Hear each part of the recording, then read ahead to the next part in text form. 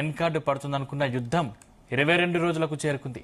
దాంతో ప్రపంచ దేశాల్లో చమురు కష్టాలు తీవ్రమయ్యాయి. మన దేశంలో గ్యాస్ కష్టాలతో పాటు ఇప్పుడు పెట్రోల్ మండుతుంది. చమురు ధరలు పెరిగితే దాని ప్రభావం ప్రతి అంశంపై పడుతుంది. దాంతో సామాన్యుడు తీవ్ర ఆవేదన చెందుతున్నారు. ఓవైపు యుద్ధం ఎప్పుడు ఆగుతుందో తెలియని పరిస్థితి, మరోవైపు వెంటాడుతున్న చమురు కష్టాలతో ఎట్లా గట్టెక్కాలో తెలియని పరిస్థితి నెలకొంది. ఇదే అంశంపై ఇవాళ డిబేట్లో చర్చిద్దాం. డిబేట్లో మనతో పాటు పాల్గొంటున్నారు కోటేశ్వరరావు గారు, అనలిస్టు, అదేవిధంగా వెంకటరెడ్డి గారు, బీజేపీ నుంచి. ముందుగా కోటేశ్వరరావు నమస్కారం అండి, గుడ్ మార్నింగ్. నమస్కారం సార్. మనం కొద్ది రోజుల నుంచి చూస్తా ఉన్నాం, అంటే దాదాపు 22 రోజులకు చేరుకుంది యుద్ధం. దాని ఇంపాక్ట్ ఇతర దేశాలపై కూడా పడుతున్న సిచ్యువేషన్ కనిపిస్తోంది. సో ఇది ఎట్లా సార్, అంటే ఇప్పుడు యుద్ధం ఆగే సమస్య అయితే కనిపించట్లేదు ఎక్కడ కూడా. ఇంకా భీకర దాడులకు ప్రయత్నిస్తున్న తప్పించి అసలు యుద్ధం ఆగుతుందని ఇప్పటివరకు అయితే ట్రంప్ ఎక్కడ కూడా హెచ్చరించిన పరిస్థితి. సో దీన్ని ఎట్లా ఓవర్కమ్ చేయాలి? అదేవిధంగా ఇండియాలో చాలా ధరల పెరుగుదల కూడా చాలా కనిపిస్తోంది. గ్యాస్ మీద ఇప్పటికే 60 రూపాయలు పెంచిన పరిస్థితి, అయినా గ్యాస్ దొరకని పరిస్థితి. మళ్ళీ పెట్రోల్ ధరలు కూడా పెరుగుతాయన్న అవకాశం ఉన్న నేపథ్యంలో దీన్ని ఎట్లా ఓవర్కమ్ చేయాలి? పెట్రోల్ ధరలని ఆల్రెడీ పెంచారు. ప్రీమియం పెట్రోల్ మనకి బంకుల్లో దొరుకుతుంది. కొన్ని బంకుల్లో ప్రీమియం పెట్రోల్ మాత్రమే దొరుకుతుంది, కొన్నింట్లో సాధారణ పెట్రోల్ ఉంటుంది. ₹2.35 వరకు, అంటే ఒక్కో రాష్ట్రంలో ఉన్నటువంటి వ్యాట్ని బట్టి 5-10 పైసలు తేడా ఉండొచ్చు. ప్రీమియం పెట్రోల్ ని ఇప్పటికే కేంద్ర ప్రభుత్వం పెంచింది. అది కాకుండా ఇండస్ట్రియల్ డీజిల్ అంటే పరిశ్రమలకి అవసరమైనటువంటి డీజిల్ ని రూపాయలు దాదాపు 40% పెంచారని, లీటర్ కి ₹22 పెంచింది. ₹22 పెంచింది. అంటే పరిశ్రమలు తమకు అవసరమైనటువంటి డీజిల్ ని నేరుగా ట్యాంకర్లలో బల్క్ గా కొనుగోలు చేస్తాయి. దాన్ని పారిశ్రామిక అవసరాలతో పాటు కొన్ని సందర్భాల్లో, అంటే విద్యుత్ కోతలు లేదా ఇటువంటి ఉన్నప్పుడు, లేదా అవసరమైనటువంటి విద్యుత్ సరఫరా లేని ప్రాంతాల్లో జనరేటర్స్ కి అవసరమైనటువంటి డీజిల్ కూడా చేస్తాయి. మన వినియోగంలో మొత్తంగా, అంటే పారిశ్రామిక అవసరాలకు జనరేటర్లకు, పరిశ్రమలు ఉపయోగించే జనరేటర్లకు కలిపి మొత్తం 9% డీజిల్ ని పరిశ్రమలు ఆ విధంగా కొనుగోలు చేస్తున్నాయనేటువంటి వార్తలు. అంటే లీటర్ కి ₹22 పెంచితే ఆ భారాన్ని ఆ పరిశ్రమలు జనం మీద, వినియోగదారుల మీద మోపుతాయి తప్ప అవి భరించేటువంటి స్థితి లేదు. అదేవిధంగా పవర్ పెట్రోల్, మిగిలినటువంటి పెట్రోల్ లేదు, కావాలంటే మీరు పవర్ పెట్రోల్ కొనుక్కోండి, లేకపోతే మీ ఇష్టం మూసుకొని పోండి అని అంటే బంకుల వాళ్ళు చేసేది ఏమి లేదు. మన జేబుల్ని కత్తిరించడానికి ప్రారంభించారు. అయితే మిగిలినటువంటి ఇతర సాధారణ పెట్రోల్, డీజిల్ ఎందుకు పెంచలేదు అంటే ఇక్కడ విభజించి పాలించు అనేటువంటి సూత్రం.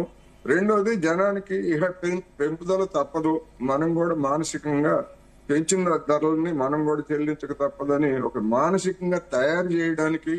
రెండోది, ఇప్పుడు కొన్ని రాష్ట్రాల్లో ఎన్నికలు జరుగుతున్నటువంటి ఈ తరుణం గనక మిగిలినటువంటి పెట్రోల్ లేదా పెట్రోలియం ఉత్పత్తుల ధరల జోలికి వెళ్ళలేదు. ఆ ఎన్నికలు అయిపోగానే మళ్ళా వాయింపు అనేటువంటిది ఉంటది. ఇది కేంద్ర ప్రభుత్వం చెప్పినటువంటి దానికి పూర్తి విరుద్ధం.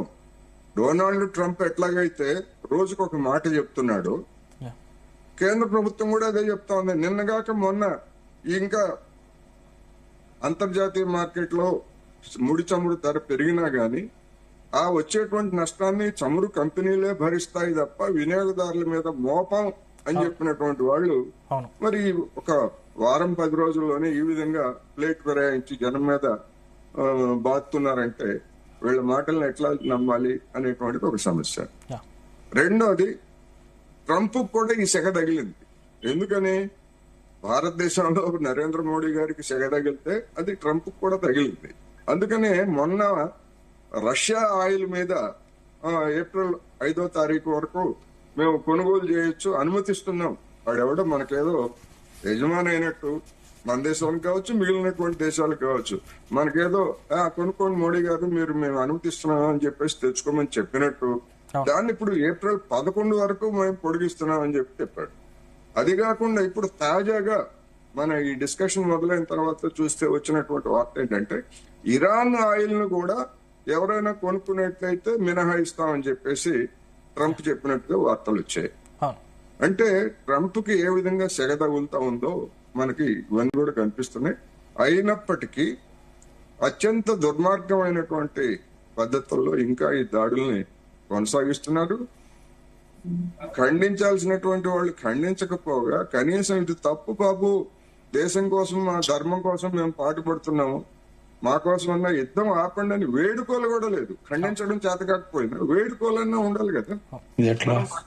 పక్కనే ఉన్నటువంటి శ్రీలంకను చూసాం, యుద్ధ విమానాశ్రయాల్లో పెంచుకుంటామంటే కుదరదని చెప్పారు. శ్రీలంకకి దాని ప్రయోజనాలు ఏమి పట్టవా? మనకైనా పట్టేది ప్రయోజనాలు. ఏం వరకు పెట్టాడు?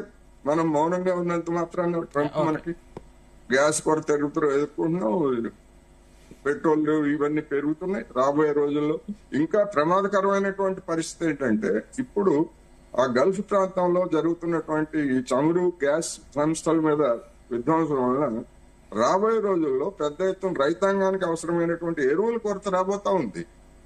అయినప్పటికీ యుద్ధం ఆపమనేటువంటి మాట మన కేంద్ర ప్రభుత్వం నుంచి రాకపోవడం అనేది ఆశ్చర్యంగా ఉంది. జనం పట్ల వీళ్ళకు ఉన్నటువంటి బాధ్యత ఈ విధంగా ఉందనేది ఈ సందర్భంగా చెప్పక తప్పదు. రైట్ రైట్ మనతో పాటు డాక్టర్ శివకుమార్ గారు కాంగ్రెస్ నుంచి జాయిన్ అయ్యారు. శివకుమార్ గారు, నేను మీతో మాట్లాడతాను. మీ దగ్గర కంటే ముందు ఒకసారి వెంకటరెడ్డి గారి దగ్గరికి వెళ్దాం. వెంకటరెడ్డి గారు, గుడ్ మార్నింగ్. గుడ్ మార్నింగ్, చెప్పండి.